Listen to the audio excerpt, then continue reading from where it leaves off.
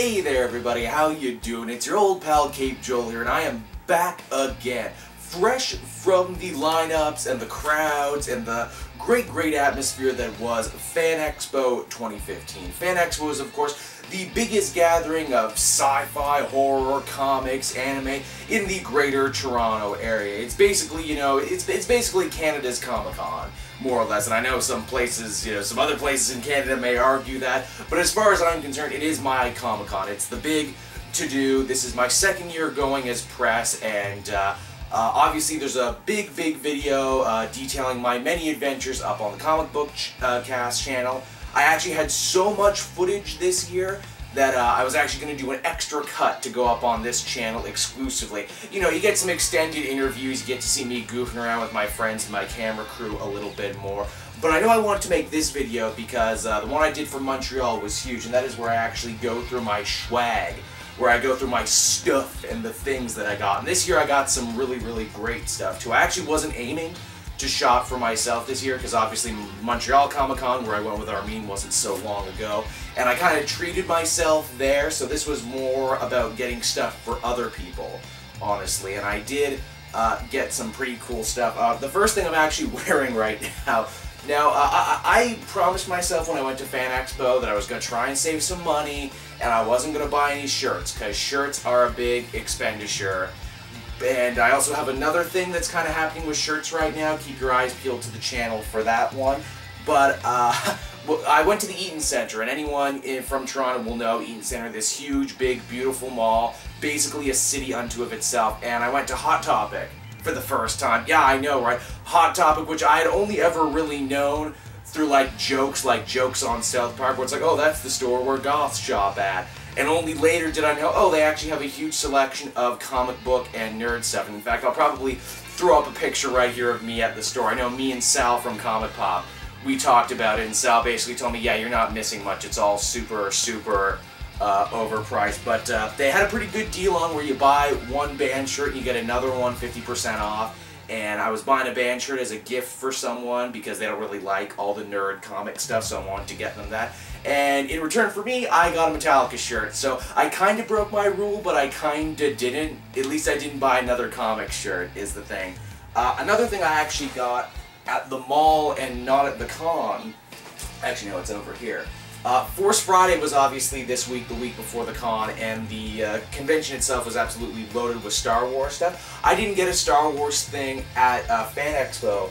I did at the Disney store in the Eaton Center, and oh, I treated myself. Oh, I thought I was stronger. I thought I could do it, but when I saw Kylo Ren, I just knew I had to have him. Look how friggin' sick that is.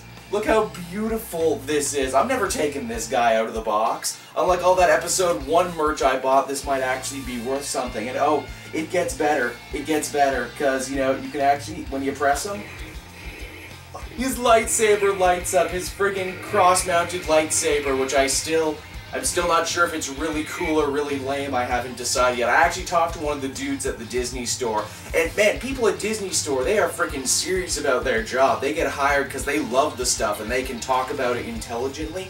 And dude at the Disney store, you know who you are if you're watching this video. He had a cool theory. He said maybe the deal with the cross thing is that it's like an exhaust port. Honestly, I'd never heard that before. That sounded really fresh and really interesting. And like all great action figures, he talks. What do you got to say, Kylo Ren? Is it true?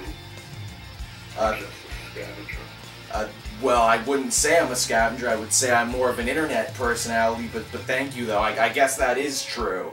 Although I suppose some people would say I'm a scavenger. What else you got to say? Don't be afraid. I'm not afraid. I'm not afraid at all. In fact, I'm super excited because you're super awesome. Oh, okay, one more. I feel it too. Yeah, I feel it too. I feel that you're an awesome action figure is what I feel. And because I got that, another great deal that they were running at the store is if you got one of those, you also got a friggin' Force Awakens tote bag. This is the sickest tote bag I think I've ever seen. You got the new bad guys up on this. You got Kylo Ren, you got the new troopers, and oh, when you turn it around, you got Finn and all the new good guys and everything. This is a really well put together bag. And it's funny, at Fan Expo they had a similar bag But the thing was, instead of all the new villains and new heroes, it was the OG thing. I actually, when I rode the train back, when I rode the GO train back, I got a lot of people looking this way about it. A lot of people were super jealous of it, honestly. And while we're on the subject of bags, I was lucky enough to be by the EB booth. For all my international fans, EB is Electronic Boutique. They are a big game outlet here. In fact, I think they were owned by GameStop, but people didn't trust the GameStop name, so they changed back. And oh, look at that on the other side, Fallout 4. Ooh, I'm so excited for Fallout 4. This is also good, and in fact, I think I might give this one away as a gift, actually, is what I might do, because I already have the Star Wars one, but still, this is super cool. Another thing that I actually got as a gift, and when I saw this, I absolutely knew I had to get this for my dad. A can of Duff Beer energy drink. Yes, the beer from The Simpsons. I think I owed this one to my father because he was the one who got me into Simpsons, got me into a lot of comedy, honestly. And when I saw this, I knew it would be perfect for him. My dad hates energy drink, but I know he's just going to put this in the fridge, and every time he opens it and reaches for a real beer, he's going to smile, and I will have made him do that, and I am super excited for that. Love you, Dad. Love you, Duff. One of my traditions whenever I go to a new con now is I like to get a brand new bust bank. And I've been doing this for the last 3 cons now. I got Captain America, I got Superman at Montreal, and now I've got Iron Man. And my plan is when it's done that I'm eventually going to build a shelf where I'm going to go Justice League or Avenger, etc., etc., and then eventually move on to villains. And I've gotten a new one at every con. This is the newest one. Actually, you know what? I've never looked at this before. Monogram. I should actually look into... I should talk to Monogram. I should write them an email, tell them what I'm doing, and maybe they'll sponsor the show or something. But you know what? They make a very fine product. These bus banks are so cool. Great for decoration. I really do love these. They're some of my favorite things to pick up at every con. What else do I have going on here? Oh, got my actual press badge. Got a very fancy press badge for Fan Expo. They do a great job. They're actually, it's funny, the press guy, the guy working the press desk at Fan Expo, I didn't even have to show him ID. He actually recognized me. He's like, "Oh, you're Joel from the comic book cast, right?" I'm like, yeah, I am. He recognized me from last year. That dude's good at his job. If you're listening, guy, you know who you are. You do a bang-up job, sir. The next thing is Green Lantern, Rage of the Red Lanterns, the trade paperback. This was a gift from a fan, and obviously if you're watching this, you know who you are. Thank you so much, dude. This was a guy who was a fan of Blood, Sweat Comics, listens to the show, knows that I am deep in the process of trying to collect the entire Jeff Johns run, and this was one of the ones I was missing, actually. This was one of the ones I was missing, so thank you, dude. That is so awesome. I'm that much closer to completing my Jeff Johns collection now for Green Lantern in the old 52 stores. Actually, hilariously, while I was in the Eaton Center, I of course checked out the bookstore, and they had the Jeff Johns Green Lantern Omnibus Volume 2. And that was like $200, and I'm like, oh, that's pretty, but oh, I'm already collecting it. So, thank you so much, fan. I'm that much closer to finishing my collection now because of you. And I saved the best 2 pieces for last, and this was something I definitely knew I wanted to do when I went out there. Charles Soule and Tim Seeley, 2 of my absolute favorite writers. Seeley, I've had the chance to actually interview before for Comic Book Cast. They were at the show, and so I knew, aside from just interviewing them, which you can see over on the Comic Book Cast channel in the full video, I knew that I wanted to get their signatures, because I've gotten some nice signatures. Some fans have actually been really nice to send me some signed Jimmy Palmiotti and some signed Gail Simone, some signed Marguerite Bennett. These are ones I actually sought out on my own.